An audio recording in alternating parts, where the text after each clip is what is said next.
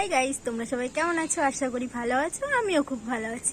তো আজকে তোমাদের ভালোবাসা নিয়ে ব্লগটা শুরু করছি। বৃষ্টি পড়ছে, তাই ভাবলাম যে আমাদের মা বাড়ির ছাদে একটা আছে, বাগান আছে ছোট্ট, মানে মামা আর দিদা করেছে বাগানটা।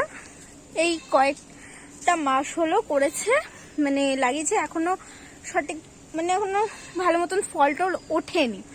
তো এবার আমি ভাবলাম যে তাই আমার বন্ধুদের সাথে আমি একটু শেয়ার করি আমাদের বাগানে কি কি আছে না আছে।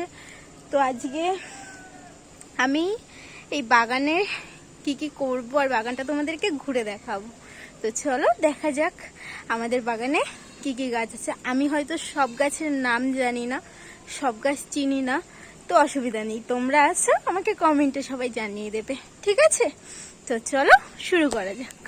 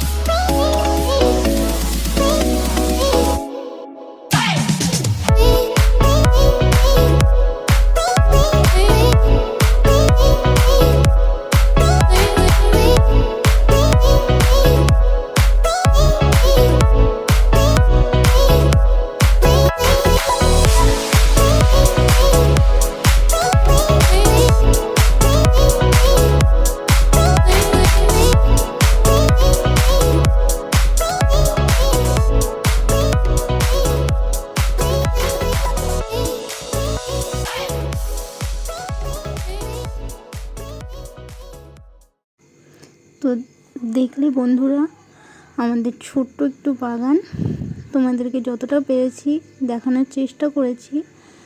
আর এখনও সব কিছুর ফল হয়নি, কারণ এখনও ছোট আছে অনেক গাছগুলো। আসলে বৃষ্টি পড়ছিল, মনে হলো যে আমার ভালো লাগছিল দেখতে, প্রকৃতিটাকে অনেক সুন্দর লাগছিল, তার জন্য ভাবলাম তোমাদের সাথে শেয়ার করি। তো তাই শেয়ার করলাম। আর এই যে গাছগুলো দেখছো, গাছগুলো অনেক যত্ন সহকারে, অনেক অনেক খাটাখাটনি করে, মানে যত্ন সহকারে পরিশ্রম করে আমার মামা অনেক কষ্ট করে লাগিয়েছে, কারণ ও গাছ লাগাতে প্রচণ্ড ভালোবাসে। মানে যে কোনো গাছ, ফুল হোক, ফল হোক বা ফল না হোক, দেখতে সুন্দর যে গাছগুলো ও লাগাতে ভীষণ মানে ভালোবাসে। তাও তো এখন পুরোটা কমপ্লিট হয়নি, ও অনেক এখনও গাছের চারা এনেছে, সেগুলো সব এখন এই বাগানটাতে আনেনি, নিচে আছে সব।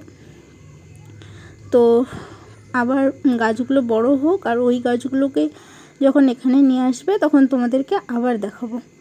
তো তোমরা চাইলে তোমরাও বাড়িতে এরকম ছোটোখাটো বাগান করে সবজি লাগাতেই পারো, কারণ টাটকা সবজি খাওয়ার যে মজা সেটা আলাদা। আর এই সবজিগুলো আমাদের শরীরের পক্ষেও প্রচণ্ড ভালো, কারণ এখানে কোনো সার দেওয়া থাকে না, তোমরা সেটা জানো। এই দেখো, এই সাইডটা পুরো লঙ্কা গাছ, অনেক রকমের লঙ্কা গাছ আছে এখানে, ওই যে দেখতে পাচ্ছ। গাইস, আজকের মতো এটুকুনি। আমার ভিডিওটা ভালো লাগলে লাইক, কমেন্ট, শেয়ার আর সাবস্ক্রাইব করতে একদমই ভুলে যেও না। আমার পাশে থাকো, সাপোর্ট করো। আবার দেখা হচ্ছে নেক্সট ব্লগে।